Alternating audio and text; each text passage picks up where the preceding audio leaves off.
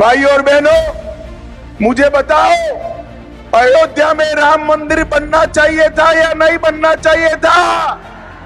మిత్రులారా మీరు చెప్పండి, రామ మందిరంలో అయోధ్యలో భవ్యమైన రామ మందిరం నిర్మాణం కావాల్సి ఉండిందా లేదా?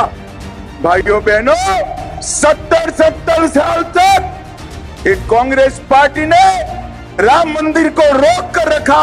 మిత్రులారా 70 సంవత్సరాలకు పైగా స్వాతంత్రం వచ్చినట్టు నుండి ఈ కాంగ్రెస్ అయోధ్యలో దివ్యమైన భవ్యమైన రామ మందిర నిర్మాణం జరగకుండా ఆపింది.